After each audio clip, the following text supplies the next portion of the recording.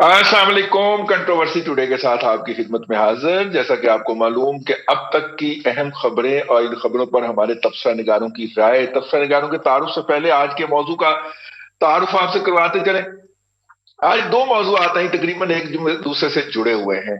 PTI गुज़िश्ता senate के इंतखाबात के अंदर पीटीआई के सरबराह जनाब इमरान खान साहब ने यह दावा किया था कि उनके कुछ एमपीएस ने अपने वोट, अपना फ्रेंचाइज बेचा है, और जिसके नतीजे के अंदर पीपल्स पार्टी और दूसरी पार्टियां जो के कैंडिडेट जीत गए और उनकी पार्टी के कैंडिडेट हार गए। एक इंक्वायरी हुई और इसको इंक्वायरी के नतीजे के अंदर काफी ताखीर के बाद उन्होंने 20 लोगों को अपनी पार्टी में से निकाला, और कुछ यूं निकाला कि उनको आइंदा एमपीए के टिकट नहीं दिए।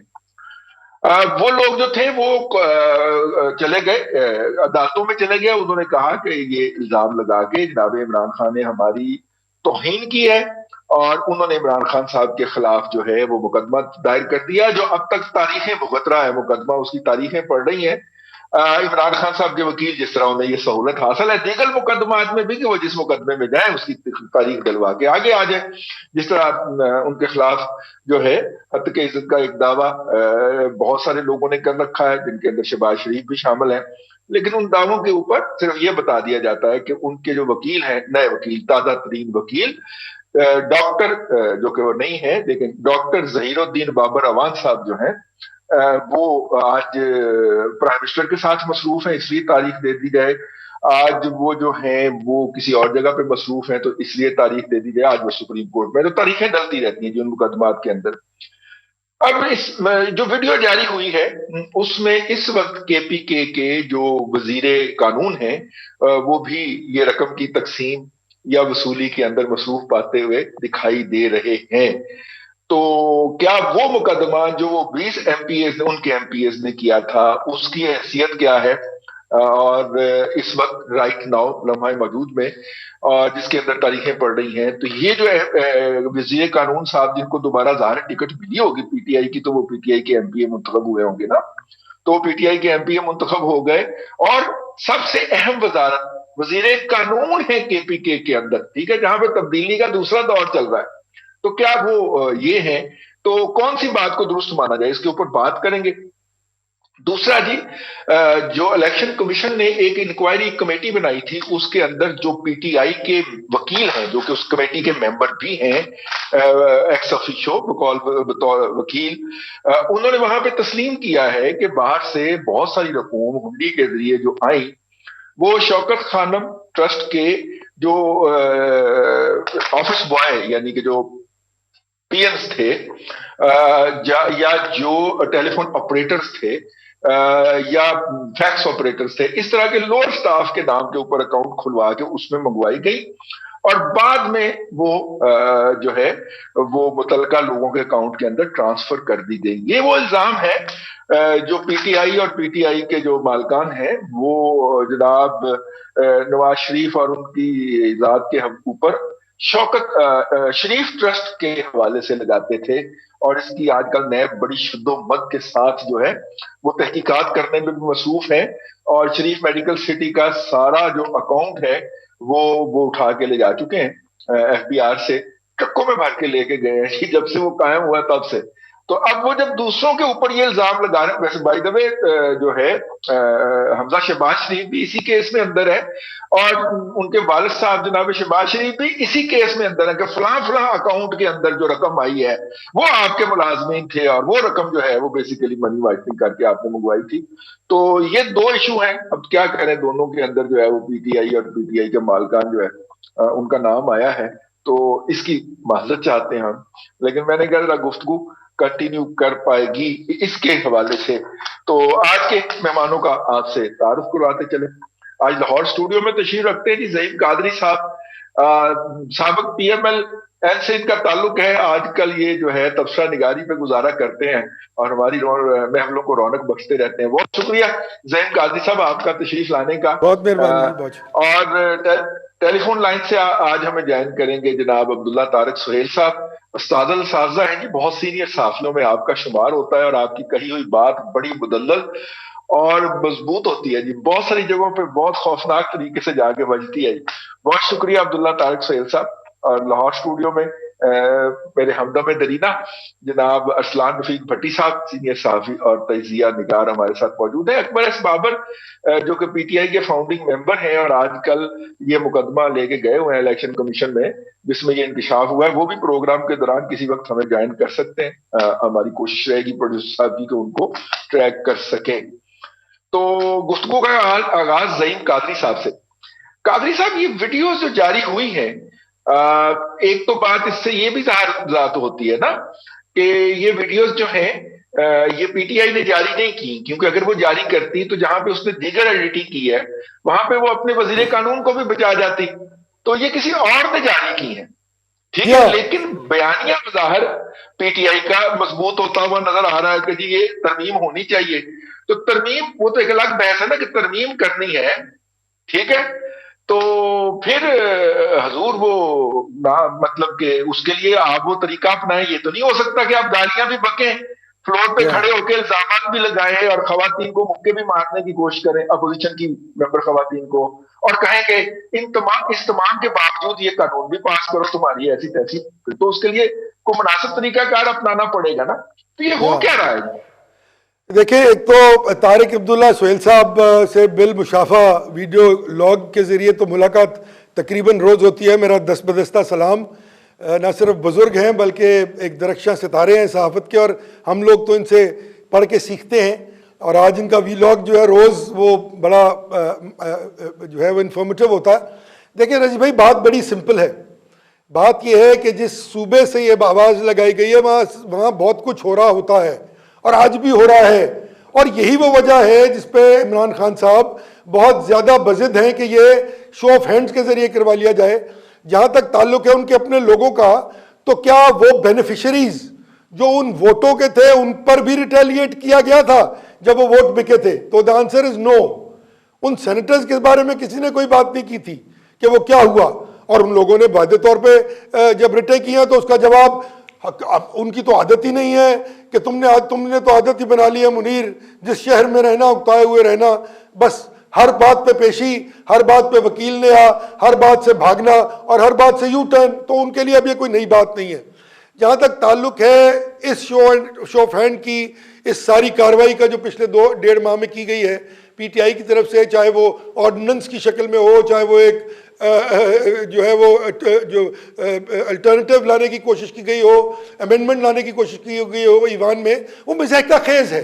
वो इसलिए मज़ाक़ा खेज़ है रज़ी भाई कि जिस दिन अपोजिशन ने ये अर्ज़ की थी इमरान खान साहब को कि आइए शुरू में 2.5 साल पहले और इलेक्शन रिफॉर्म्स का डोल डालते हैं, और उस वक़्त बैठकर अगर ये तमाम तजावीज़ सामने आई होती तो आज ये बहसन तरीके से जो है वो दुरुस्त हो गई होती। पीडीएम जो कि 2 बड़ी जमातें चार्टर ऑफ डेमोक्रेसी में ऑलरेडी कह चुकी हैं कि हम तो कमिटेड हैं इस बात पर, लेकिन आज जो ये करना है वो सिर्फ और सिर्फ ये बदनीयती है। और ये जो वीडियो लीक हुई है इसका तसलसल है, क्योंकि उनको ये मालूम है, उनके अपने इदारे IB उनको रिपोर्ट्स देता है कि उनके लोग कितने नाला हैं उनसे, और वो लोग जो हमेशा वोट खरीद लिया करते।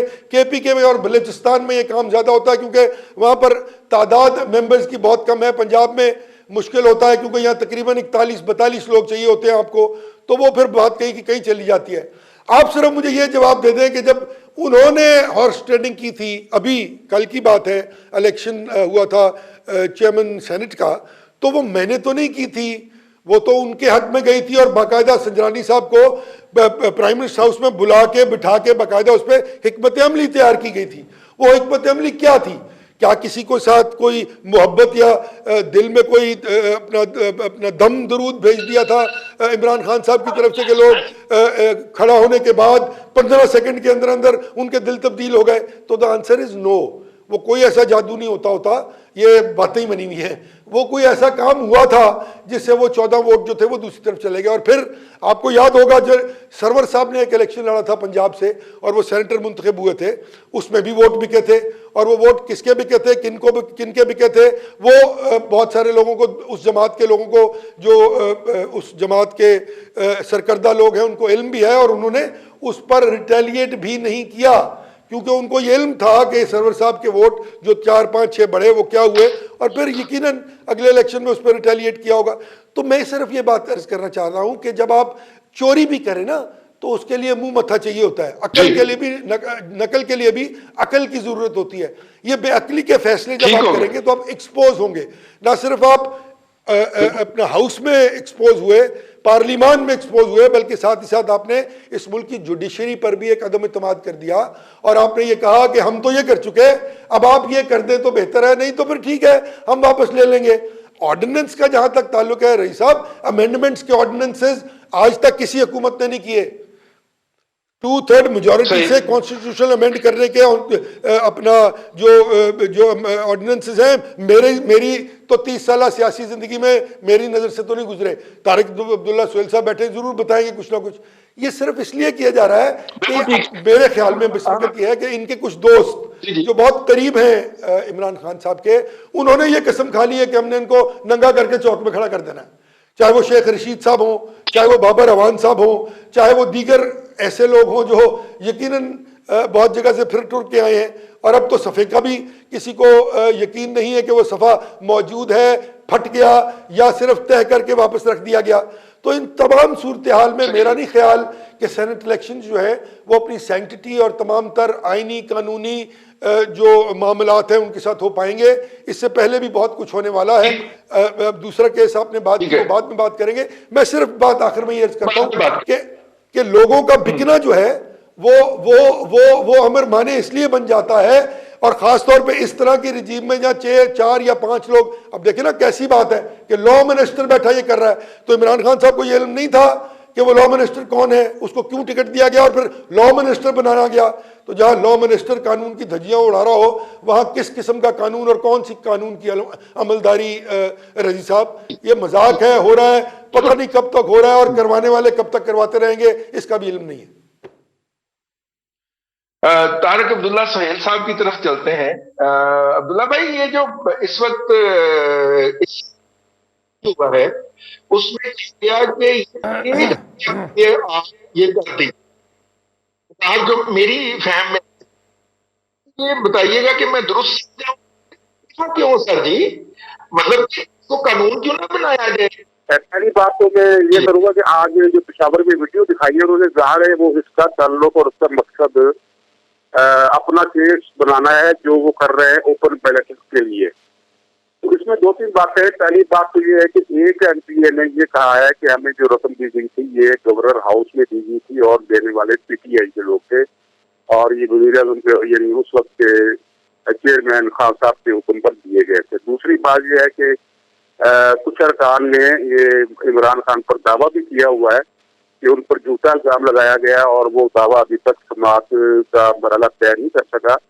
तो इंसाफ का तकाजा यही है और दूसरा जो दुनिया में दस्तूर है वो भी यही है कि पहले इन अपराध का हद तक इज्जत का जो दावा है उसे मुकम्मल किया जाए और उसके बाद किसी को प्रोपेगेंडा करने की इजाजत दी जाए।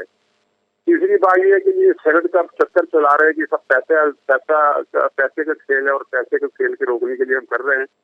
हालांकि पैसे का कोई चक्कर इस तरह नहीं है। असल मामला ये है कि पीटीआई के अरकान जिनकी तादाद आज कराची के एक अखबार में आपने देखा होगा, उसने बताया कि तकरीबन 52 अरकान बागी हो गए हैं पीटीआई की, जो पीटीआई के खान साहब के नामजद करदा उम्मीदवारों को वोट नहीं देना चाहते। सारा मसला उनकी बगावत का है, वरना अगर पैसे का झगड़ा है और ओपन बैलेट का मसला है तो ये मुस्तकिल होना चाहिए। ये सिर्फ इस बार के लिए वो कर रहे हैं। और फिर ये है कि अब तक पैसे चलना है सेनेट के चेयरमैन के इलेक्शन के मौके पर, तो उस मौके पर भी खुफिया बैलेटिंग होगी, उस वक्त ओपन वोट क्यों नहीं हो सकता। तो ये सारी बातें बता रही हैं कि खान साहब अब इस बगावत से डरते हुए, इस बगावत से डरे हुए हैं और उनको नजर आ रहा है, उनको लग रहा है कि तहरीक इंसाफ के उम्मीदवार उतनी तादाद में नहीं जीत सकेंगे जितनी तादाद में वो जितवाना चाहते हैं। और उनमें उनके 5-6 प्यारे हैं जो गैर मुल्की शहरियत रखते हैं या जो गैर मुंतखब है और मुंतखब नहीं हो सकते, लेकिन वो खास साहब की कोई खास किस्म की जिम्मेदारियां अदा करते हैं। तो सारा खेल उनका है और ये निशानी है कि मामलात जो है वो खान साहब के हाथ से, उनकी मुट्ठी से रेत के दानों की तरह, रेत के जर्रों की तरह निकल रहे हैं। जी बिल्कुल ठीक है। असलान रफीक भट्टी साहब, वही सवाल मैं आपसे कर रहा हूं कि यार अगर आप ये इस कदर बुरा काम है कि आप शो ऑफ हैंड से करके आप मुल्क को इस लोटाक्रेसी से बचा सकते हैं, तो यार इसको कानून बना दीजिए। पार्लियामेंट के अंदर आपने खुद ही तरमीम पेश की और खुद ही कोरम की निशानदेही करके असम्बली का इजलास, कौमी असम्बली का इजलास जो है वो गैर मुइन्ना मुद्दत के लिए मुलतवी करके भाग गए। मेरा मतलब है कि अगर ये इतनी बुरी बात है तो इसको खत्म कीजिए और अपोजिशन को बेनकाब कीजिए। गालम गलोच से पीटीआई बात नहीं आती, और अब तो शाह महमूद कुरैशी जो है वो उसको मुराद सईद को काटने की कोशिश में लगे होते हैं कि किस तरह वो उससे बड़ी जुबान दराजी कर सके। तो ऐसी सूरत के अंदर कौन सी कानून साजी यार? मेरा मतलब उन्हें कहे फोन शोन करवाएं कोई खुफिया नंबरों से, तो ये कानून पास करवाएं। रईस साहब देखें, बात यह है कि आप तो बड़ी सादगी से और बड़े मासूमाना अंदाज में सवाल कर देते हैं, फंस हम जाते हैं बाद में। मामला सिर्फ ये है कि आप सिर्फ ये देखें कि सूबा कौन सा है। वो सूबा है खैबर पख्तूनख्वा, जहाँ पे 8 साल से जनाब इमरान खान साहब की पार्टी की हुकूमत है। ठीक है जी। दूसरा, वो कौन लोग थे, वो किधर गए, एक बात। वजीर कानून, फिर आप देखिए कि असल जो सबसे मुझे जो अहम लगता है वो है इसकी टाइमिंग। ये फुटेज क्या पहले इनके पास नहीं थी? ये मुमकिन ही नहीं है। फुटेज तो जब 2018 में होगी तो तब से इनके पास होगी। अब उसकी टाइमिंग इसलिए अहम है, उसकी टाइमिंग इसलिए अहम है कि आप ये देखिए कि अब चूंकि सेनेट का इलेक्शन बिल्कुल सर पर पहुंच गया है, अब उसके पीटीआई के अंदर अगर बकौल अब्दुल्ला तारिक सुहेल साहब मेरे भी उस्ताद हैं, अगर उसके अंदर बगावत है तो वो इन सीक्रेट बैलेट में खुलकर सामने आएगी। बात यह है कि अगर पीटीआई ये चाहे कि जी हम इसको कानून को स्ट्राइक ऑफ कर दें या स्ट्राइक डाउन कर दें या इसको खत्म कर दें, वो नहीं चाहते हैं रईस साहब, इतने वो अच्छे नहीं हैं कि वो इसको खत्म कर दें, क्योंकि उन्होंने भी इस्तेमाल करनी है। पैसा तो उस तरफ भी है। जहाज मेरा और या आपका, या ज़हीम कादरी साहब का, या अब्दुल्ला तारिक साहब का जो है वो फजाओं में नहीं बुलंद होता। हमारा तो जहाज नहीं उड़ता। जहाज जिनका उड़ता है उनके पास पैसे हैं। जहाज जो उड़ाने वाले हैं, जो फ्यूल उसमें डालते हैं, जो जाते हैं, उनके पास पैसे हैं। अब मसला ये है कि चूंकि इल्जाम अपने ऊपर आ गया है, वो सारा कह रहे हैं जी मैंने तो पहले ही कहा था, देख लें। वो पूरी कौम के सामने जो अच्छे बनने को तैयार हो गए कि जी मैंने तो पहले ही ये कहा था कि ये उसको हमें सीक्रेट बैलेटिंग खत्म होनी चाहिए, ये देख लें आज क्या हो रहा है। रही साहब, बात यह है कि अगर आप इतने ही जमहूरियत पसंद हैं, इतने ही जमहूरियत को परवान चढ़ाना चाहते हैं और ये चाहते हैं कि जी हर चीज़ शिफाफ हो जाए, तो पिछले 3 साल से या 2 साल से अपोजिशन ये यही तो कह रही है कि जनाब हमारे साथ बैठे हैं, जो इलेक्शन रिफॉर्म्स हैं अच्छे या बुरे, बात की बात है, वो डिस्कशन में आ जाते, बताएं कि क्या चाहती है अपोजिशन। उनसे बैठकर इस किस्म के जो मुतनाज़ा कानून जो बनाना चाहते हैं या तरमीम करना चाहते हैं उसके अंदर करते। अब ये मेरे साथ बैठे हैं यहाँ पे ज़हीम कादरी साहब, किस तरह कॉन्स्टिट्यूशनल अमेंडमेंट हो सकती है, मुझे समझा दें कि एक वो ऑर्डिनेंस आपने जारी कर दिया, वो तरमीम हो गई, आप बहुत अच्छे होंगे, बहुत अच्छा करना चाह रहे होंगे निज़ाम को, तो अपोजिशन को साथ क्यों नहीं मिलाते? अपोजिशन को क्या सिर्फ उनको पकड़ने के लिए रखा हुआ है? आपके अपने सूबे में ये सारा कुछ हुआ है। देखें, फुटेज पंजाब की नहीं है, सिंध की नहीं है, बलोचिस्तान की भी नहीं है। जो सूबा हमारा जिसके पास पाकिस्तान तहरीक इंसाफ के पास गुज़िश्ता 8 साल से वो है, फुटेज वहां से आई है। और ये भी मुमकिन नहीं है कि मैंने जिस तरह पहले कहा कि इन लोगों के पास या इमरान खान साहब के पास या उनके जो करीबी रुफ़का कार हैं, जहाज़ों वाले, बगैर जहाज़ों के बड़ी बड़ी गाड़ियों वाले अमीर लोग, और ख़ास तौर पर जो गैर मुल्की पासपोर्ट है जिनके पास, उन्होंने ये फुटेज ना देखी हो। रही साहब, मैं ये मानने को तैयार नहीं हूं। सारा कुछ उनके हाथ में था, उन्होंने इस मौके को देखा कि अब होना क्या है, क्योंकि लोग अवाम जो है वो बेचारे परेशान है कि महंगाई का मसला नहीं है, सारा कुछ चल रहा है, कोई बोलता ही नहीं इस पे। उन्होंने कहा कि इनकी तवज्जो हटाई जाए। तवज्जो हटाते हैं, एक एक फीलर फेंकते हैं, कोई और चीज़ कभी आ जाती है, कभी कुछ मसले मसाइल आ जाते हैं इनके गवर्नमेंट के, कभी पीटीएम की चढ़ाई हो जाती है, कभी ख्वाजा आसिफ को गिरफ्तारी हो जाती है, कभी शहबाज शरीफ साहब अंदर चले जाते हैं, कभी उनके ऊपर एक रेफरेंस बन जाता है, किसी तरह बाकी लोग हैं। लेकिन आप सारा कुछ देख लें कि अवाम या कौम जो है हमारी, ये जो इस किस्म के हथकंडे हैं, इस पे माफ़ी नहीं मिलेगी। इसका हिसाब देना पड़ेगा कि फुटेज, ये माजी में भी होते रहे हैं काम, ये कोई नया काम नहीं हुआ आज, ये सारा कुछ होता रहा है, लेकिन इसका हिसाब जो है पाकिस्तान तहरीक इंसाफ की हुकूमत को देना पड़ेगा कि अगर उसमें फुटेज का वाहिद मकसद क्या है। रही साहब, मेरी जो समझ में आया, मैं तो बहुत छोटा सा तालिब इल्म, शायद प्राइमरी भी पास नहीं की मैंने सियासत में, लेकिन मैं ये नर्सरी में हूं, समझ लें। मैं ये समझता हूं कि इसमें सिर्फ गंदे जो हैं वो सियासतदान हो रहे हैं, और वो किस लिए हो रहे हैं कि निज़ाम की कोई तब्दीली चाह रहा है। कुछ लोग चाहते हैं कि जी यहाँ पे जो है डेमोक्रेसी हमें चूंकि जमहूरियत वारा नहीं खाती है, या जमहूरियत के अंदर से कोई सदारती निज़ाम की है जो सदाएं बुलंद होती हैं, तो हम इन सियासतदानों को इतना गंदा कर दें अवाम के सामने कि अवाम ये आके कहेगी जी महंगाई गई भाड़ में, आप इनको तो हटाए ना जी, बाकी देखी जाएगी जो होगा, आप निज़ाम बदल लें। मसला सिर्फ ये है। चलिए, जो निजाम बदल के फिर हम पिज्जा शीजा फरोशों को इतने नहीं ला सकते, वो भी तो काफी ज्यादा नेकनामी कमा चुके हैं भट्टी साहब। इसलिए क्या करें, अब इन्हीं पे गुजारा करना पड़ेगा। ठीक है, बाकी तो ब्राड शीट के अंदर पड़े गए हैं, यहाँ पिज्जा हाउस में पड़े गए हैं। ऐ ना करो ना जी, चले ब्रेक पे जा रहे हैं जी, ब्रेक से हम वापस आएंगे तो बात करेंगे कि वो जो इस वक्त इमरान खान साहब के वकला ने इलेक्शन कमीशन की बनाई हुई कमेटी या कमीशन जो भी है उसमें जो इत्तलाफ किया है, फिर उसके बाद हमजा शहबाज और उनके वालिद गिरामी शहबाज शरीफ को जेल में रखना, कहां की जस्टिफिकेशन रह जाती है उसके अंदर। प्रोग्राम में फिलहाल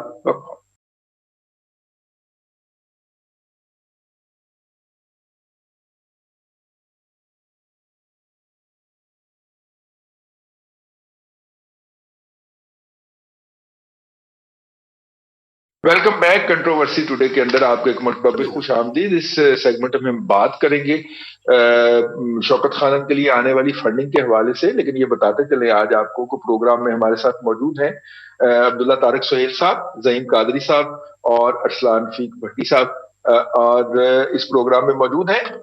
उनसे हम बात करने से पहले जो दूसरा मौजू है वो बात बता दें। शौकत खानम की जो गैर मुल्की फंडिंग है और इलीगल सोर्सेज से जो फंडिंग है, पिछले दिनों अहमद मीर साहब ने अपने प्रोग्राम में इंकशाफ किया कि जनाब इमरान खान साहब ने जो लिमिटेड लाइबिलिटी कंपनी और एक दूसरी कंपनी जो अपने दस्तखतों के साथ रजिस्टर करवाई थी और जिसने आगे 90 से ज्यादा कंपनियां जो थी मुख्तलिफ खोली थी ये डोनेशन वगैरह के फंड लेने के लिए, उनको फ्रीज कर दिया गया है अमेरिका के अंदर। ये उनकी खबर है, जाहिर है उनके पास कोई ऑथेंटिक सोर्स होगा या उन्होंने किसी ऑथेंटिक जरिए से मालूम किया होगा।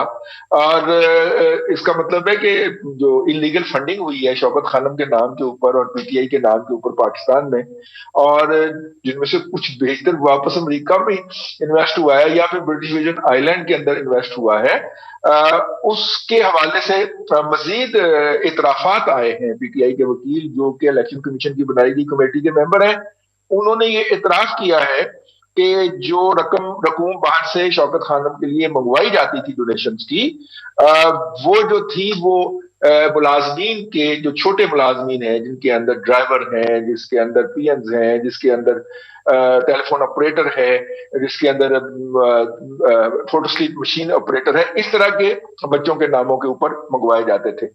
बाहर ही ये वो इल्जामात हैं जो लम्हा मौजूद में पीटीआई ने और उसके वुज़रा ने और उसके हुकूमती टोले ने और उसके सरपरस्तों ने जनाब शहबाज शरीफ पे लगा के और उनके साहबजादे पे लगा के उनको अंदर टका हुआ है।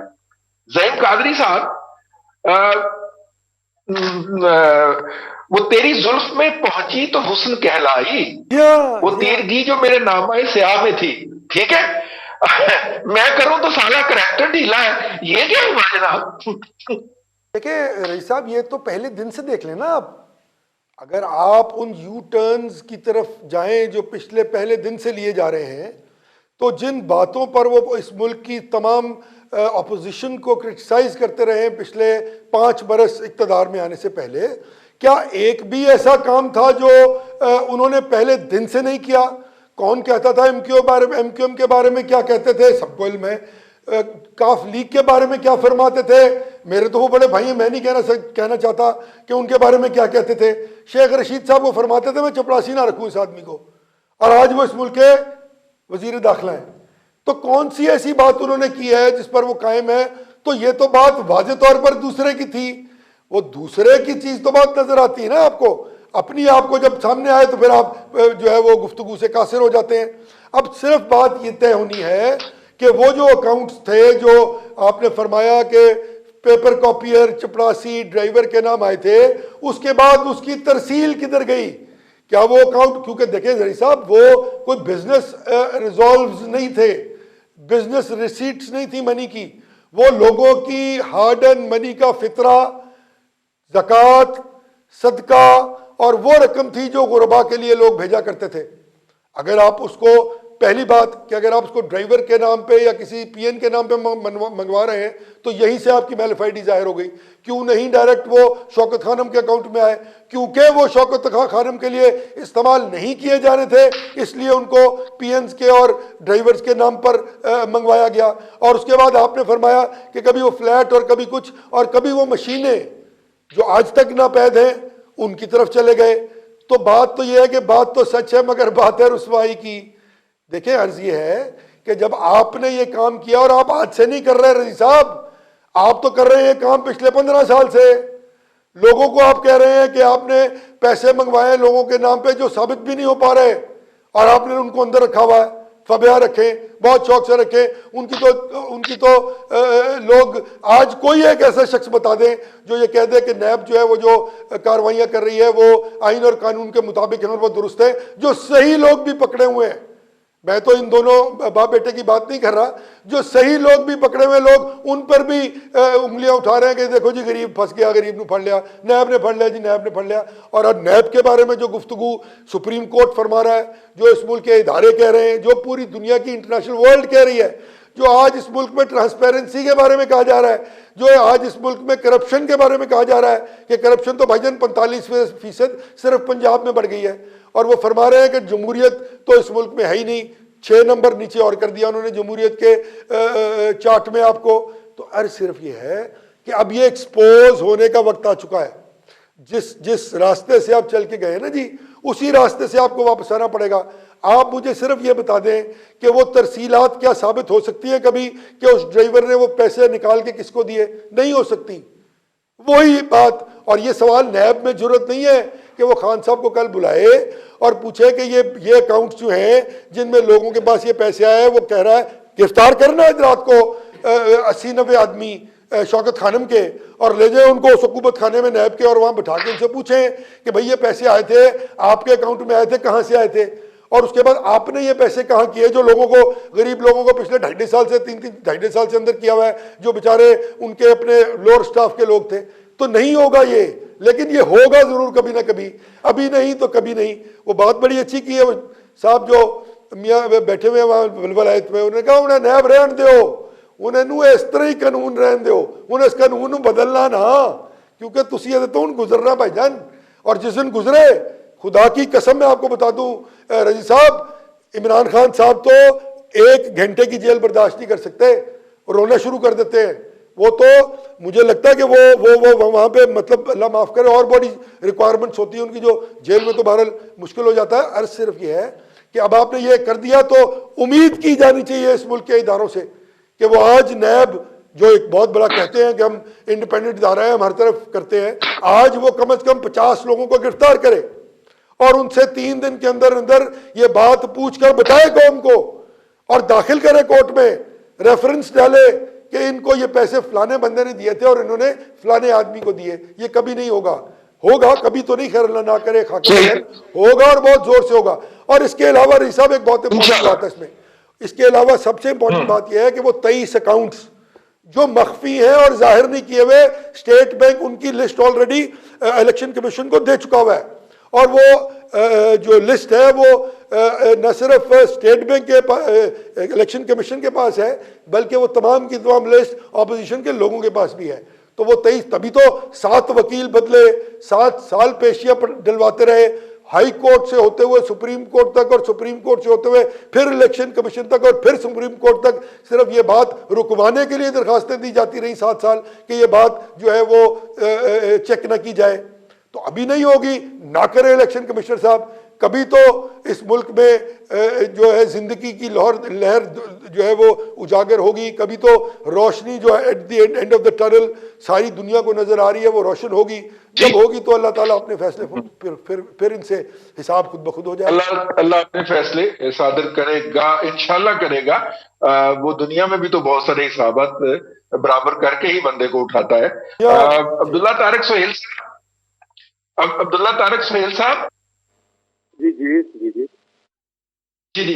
अच्छा, ये जो रकम का इतराफ हुआ है कि हुंडी के जरिए आई है, सर ये यही इल्जाम लगा के तो ये अपने मुखालफिन को उठा रहे हैं इस वक्त कि फलां की हुंडी आई थी और फलां की हुंडी आई थी। तो अब तो सर शौकत खानम का इतराफ आ गया कि वो ये रकम पिछले कम अज कम को 30 साल से बैरून मुल्क से हुंडी के जरिए ला रहे थे, तो अब क्या होगा सर? ऋषभ, मुझे लग रहा है कि अब इमरान खान के बेनकाब होने का वक्त आ रहा है। बहुत हद तक तो वो अपने कारनामों और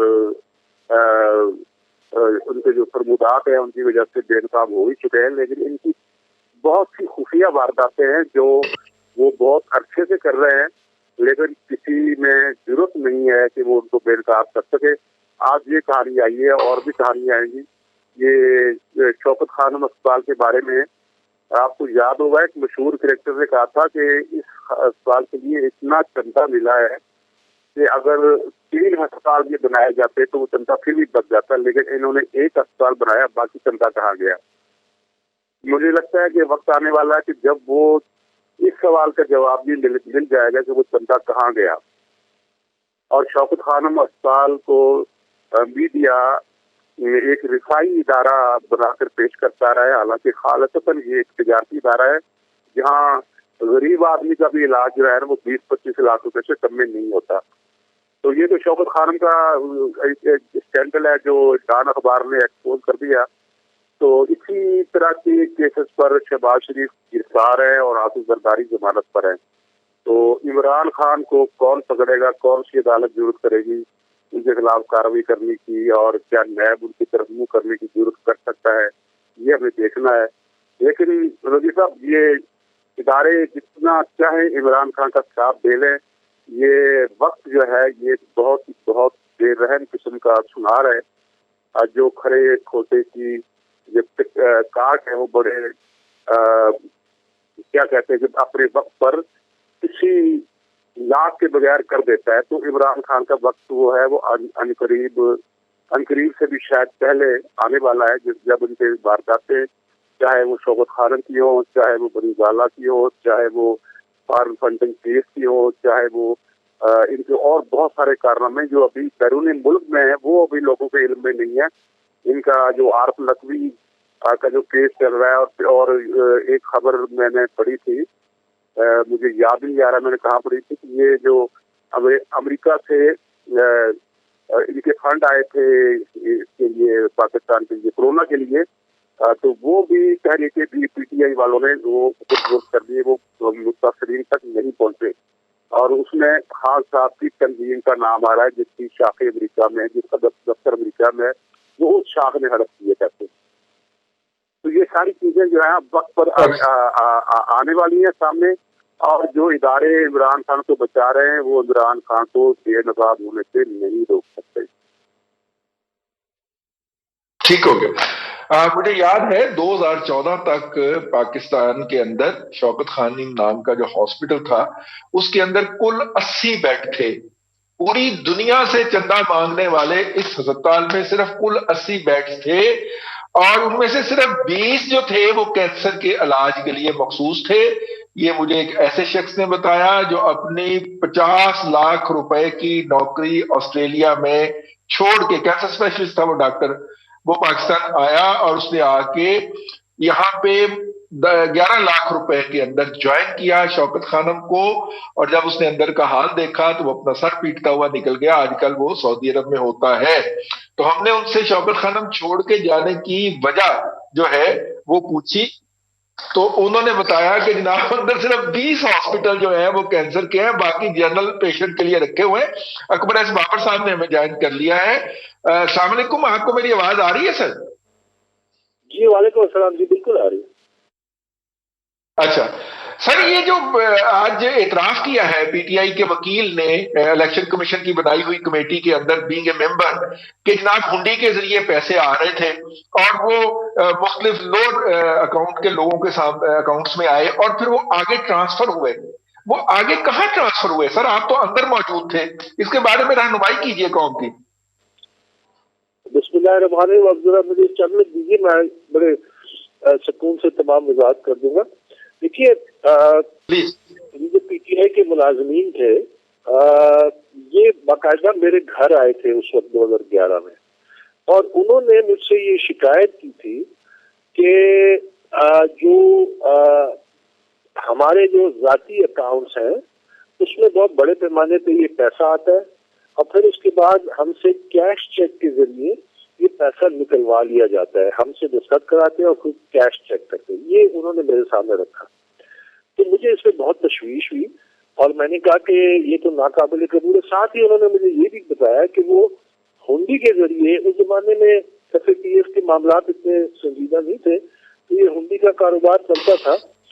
तो वो फॉरेन एक्सचेंज की कंपनी का उन्होंने नाम भी लिया, मुझे याद है, मैं लूंगा नहीं, लेकिन उन्होंने कहा कि हम यहाँ जाके हमें अपने शनाख्ती कार्ड की कॉपियां जमा करते हैं, दुबई से पैसा आता है। उस एक रात को उन्होंने कहा जी आज हमने 1.25 करोड़ रुपए हुंडी के जरिए रिसीव किया। तो उन्होंने ये 2 मामला मेरे सामने रखे। तो उस वक्त फिर मैंने, जब मेरे ये इख्तलाफात करप्शन और इन मामला में फंडिंग पे पीक पे थे, तो मैंने इमरान खान को एक खत लिखा सितंबर 11, 2011 में, जो हाईकोर्ट का रिकॉर्ड का भी हिस्सा और इलेक्शन कमीशन का भी हिस्सा। उसमें मैंने बाकायदा लिखा कि टू माई हॉरर, यानी मैं मीडिया ये सुन के, मेरी मालूमात हासिल करके कि PTI के एम्प्लॉइज को अकाउंट जो है उनको फ्रंट अकाउंट के तौर पर इस्तेमाल किया जा रहा है और फिर वो पैसा कैश चेक के जरिए निकाला जा रहा है। साथ ही मैंने उस वक्त लिखा था कि ये बड़े संजीदा मामला है, पार्टी के इसके तो बड़े संगीन इल्जाम आएंगे, मनी लॉन्ड्रिंग के, करप्शन के, वगैरह वगैरह। तो जाहिर है उसके बाद उन्होंने उस पर कोई अमल नहीं किया और ये मामला बढ़ते बढ़ते गए और फिर 2014 में मैंने केस कर दिया। तो मैं हर मीडिया टॉक में ये कहता था कि देखिए PTI के ये अकाउंट्स मुलाजमीन को इस्तेमाल किया गया, इसकी तहकीकात करें। स्क्रूटनी कमेटी को हमने ये हमारे प्राइमरी केस में लिखा हुआ है, हमने उनको बारहा ये कहा, दरख्वास्त की कि आप क्यों नहीं इनके, मैंने सैंपल अकाउंट्स दिए इन मुलाजमीन के और इन्होंने खुद मुझे दिए थे वो अकाउंट्स में, ये देखिए इनके अकाउंट्स में ये पैसा कहाँ से आया। तो स्क्रूटनी कमेटी ने इस पर कोई कार्रवाई नहीं की। पिछले 3 साल से तो कमेटी चल रही है, 6 साल से तो ये केस चल रहा है। अब अल्लाह का करम क्या हुआ कि इनकी अपनी जो दस्तावेज है, उस दस्तावेज में 1 जुलाई 2011 की एक मीटिंग है जिसमें इनके जो उस वक्त के जो फंड्स को मैनेज करते थे वो 6 लोग थे, जो उन्होंने एक मीटिंग की जिसमें सैफुल्लाह नियाजी थे, आमिर कियानी थे, जिसमें सरदार अजहर तारिक जो पिछले फाइनेंस सेक्रेटरी थे, अभी एम्बेसडर है, उसके अलावा डॉक्टर मोमन जो अभी पिम्स में जिनको चेयरमैन लगाया गया है, और एक तारिक शेख साहब और कर्नल यूनुस, ये 6 लोग थे जिन्होंने एक मीटिंग की। उस मीटिंग में उन्होंने ये तय किया कि ये 4 मुलाजमीन, 1, 2, 3, 4 में मुलाजमीन के नाम दिया था क्योंकि बेचारों का क्या, वो तो उनको तो इस्तेमाल किया गया, कि इन 4 मुलाजमीन, उनके शनाख्ती कार्ड नंबर लिखे हुए आगे और उनको कहा गया कि जी आप पार्टी के जो फंड हैं वो पाकिस्तान में या बैरून मुल्क से, आप मजाल है कि ये फंड आप उसको डोनेशन कलेक्ट कर सके। अब जब आपने उनको खुद इजाजत दी और खुद उन अकाउंट से कैश चेक के जरिए पैसा निकाल रहे तो बड़ा गनाना जुर्म है, और ये अकाउंट तो इलेक्शन कमीशन के रिकॉर्ड में नहीं है। और इसमें कितना पैसा है मुझे तो पता है कि बहुत बड़े पैमाने में पैसा है, ज्यादातर पैसा मिडल ईस्ट से आया, जिसका कोई सरो पैर नहीं है, क्योंकि मैंने तो सबूत पैसा दिया था और मिडल ईस्ट के। तो ये जब डॉक्यूमेंट सामने आया तो फिर आप अंदाजा लगाइए कि इनके अपने जो मौजूदा फाइनेंस सेक्रेटरी है उन्होंने तस्लीम किया कि हाँ जी हमने अपने मुलाजमीन के अकाउंट में, लेकिन साथ ये लगा दिए कि 1 टाइम। अब अगर आप 1 टाइम में, उस डॉक्यूमेंट में 1 टाइम कोई जिक्र नहीं है, और अगर आप 1 टाइम करते भी हैं तो कोई पूछे कि भाई आप 1 टाइम एक पैसा किसी गैर कानूनी तौर पे प्राइवेट अकाउंट में आया तो फिर आप 4 मुलाजमीन के क्यों इजाजत दे रहे हैं। तो ये काम बहुत बड़े पैमाने पे हुआ, बहुत अरसा हुआ, और ये बहुत बड़ी मेगा करप्शन भी है, इसमें मनी लॉन्ड्रिंग के इल्जाम भी आते हैं, कंसीलमेंट भी है, क्योंकि ये तमाम पैसा इलेक्शन कमीशन के रिकॉर्ड में नहीं है। दूसरी बात, आज उनके फाइनेंस सेक्रेटरी ये तस्लीम करते हैं कि UAE से फंडिंग हुई। अब UAE की कोई फंडिंग इलेक्शन कमीशन के रिकॉर्ड में तो नहीं है, मैंने तो उनको दिए सबूत, लेकिन वो स्क्रूटनी कमेटी की थी। इसलिए हमने आज जो कमेटी मीटिंग थी उसमें हमने ये दरख्वास्त डाली है कि आप, एक तो ये कि आप बदस्तूर तमाम डॉक्यूमेंट PTI के हमसे खुफिया रख रहे हैं। आज भी उन्होंने अपने उसी फैसले को दोहराया कि नहीं हम खुफिया रखेंगे। भाई क्यों खुफिया रखेंगे, ये मेरा कानूनी हक है, एज ए पिटिशनर के मेरे सामने डॉक्यूमेंट्स हैं। तो आज हमने एक फ्रेश दरख्वास्त ये डाली है कि अब जब ये तस्लीम कर रहे हैं कि मुलाजमीन के अकाउंट से पैसा है, तो इन तमाम मुलाजमीन जिनके नाम है, शनाख्ती कार्ड है, आप स्टेट बैंक को लिखें कि जी इनके इस 5 साल के अरसे में जितने भी अकाउंट्स हैं वो इलेक्शन कमीशन में जमा कराए। ये मामला भी साफ हो जाएगा कि कितने बड़े पैमाने पे इनके फ्रंट अकाउंट को इस्तेमाल। ये क्रिमिनल एक्टिविटी है, इसमें बड़े सीरियस क्रिमिनल चार्जेस भी बनते हैं। तो हमने दरख्वास्त डाल दी है। अब मेरा देखिए, मैं एक बात इस पे खत्म करता हूँ। मेरा मुकाबला पीटीआई, इमरान खान हमेशा कहता था कि मुझे खुल के, अभी उन्होंने लेटेस्ट जो दावा किया मुझे कोई सीक्रेसी की जरूरत नहीं है, हमने दरख्वास्त डाली, उसके वकील ने मुखालफत कर दी, उसके बाद कमेटी ने फिर फैसला किया नहीं, हम आपको नहीं देंगे वो डॉक्यूमेंट्स। तो मेरा मुकाबला इमरान खान से नहीं, इमरान खान ने तो अंपायर की उंगली पकड़ी हुई है, बजाय इसके कि वो न्यूट्रल अंपायर को सामने रख के कहता था मुझे मुकाबला करने आता है। मेरा मुकाबला इस निजाम से है, ये याद रखिए। इमरान खान तो 6 महीने बाद जब मैंने केस किया, उसके बाद कभी इस हाईकोर्ट कभी उस हाईकोर्ट, उधर अपील, इसको रोको, ये इसका मजाज नहीं है इलेक्शन। आज भी सुप्रीम कोर्ट में एक रेड पिटीशन खान साहब की पड़ी जिसमें वो कहते हैं कि जी इलेक्शन कमीशन का दायरा इख्तियार ही नहीं है। तो मेरा मुकाबला इस निजाम से है। ये क्यों पर्दा डाल रहा है, ये क्यों छुपा रहा है, ये क्यों ये तमाम मामला आवाम के सामने, ये आवाम का हक है कि उनको सच्चाई पता चले। अगर मैं गलत हूँ, मैं झूठा हूँ, तो जो मुझे करना है मेरे साथ करें। तो मैं ये आज इस मरहले पे पहुंचा कि अब इन्होंने अल्लाह के करम से वो जो फ्रंट अकाउंट था वो तस्लीम कर लिए। अब हमारा कोशिश होगी कि कमीशन के जरिए स्टेट बैंक से तमाम अकाउंट निकलवाएं। बिल्कुल ठीक है। अकबर बाबर साहब, बहुत शुक्रिया आपका हमें ज्वाइन करने का और अपनी दरख्वास्त की तफसील देने का, और जो इतराफ किया है पीटीआई के शौकत खानम के वकला ने कि 2 नंबरी और हुंडी के जरिए उन्होंने पैसे मंगवाए और अपने मुलाजमीन का नाम इस्तेमाल किया। तो अगर इसी इल्जाम के तहत शहबाज शरीफ और उनके साहबजादे को तुलना हुआ है तो उनको भी जरा रिलीफ दे दिया जाए। हमारे दोस्त जो है अरसलान भट्टी साहब, इनके दोस्त हमजा शहबाज साहब भी खुश हो जाएंगे इसी बहाने। क्यों भट्टी साहब? रईस साहब, वो आपने मिसाल तो सुनी होगी कुत्ते वाली कि साडा कुत्ता कुत्ता तो ताड़ा कुत्ता टॉमी है, लेकिन वो शेरू हो गया।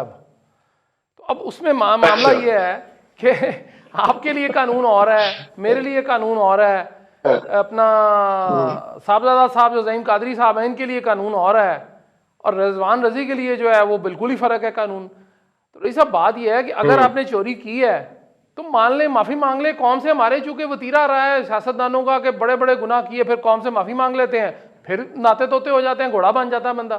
तो ये भी माफ़ी मांग ले, इसमें क्या मसला है इतना? अगर आपने मंगवाए हैं तो बात यह है जी रईस साहब कि अगर उनके मुलाजमीन ने मंगवाए हैं और इन्होंने ये पैसे उनके अकाउंट में से ट्रांसफ़र किए हैं शौकत खानम में, तो बड़ा आसान सा जवाब है कि जी हमारे मुलाजिम थे, हमने उनके अकाउंट में मंगा लिए। लेकिन सवाल फिर वही है जो आपने किया था जी कि शौकत खानम के डायरेक्ट अकाउंट में क्यों नहीं आ सकते थे, और उसमें कोई मसला भी नहीं था।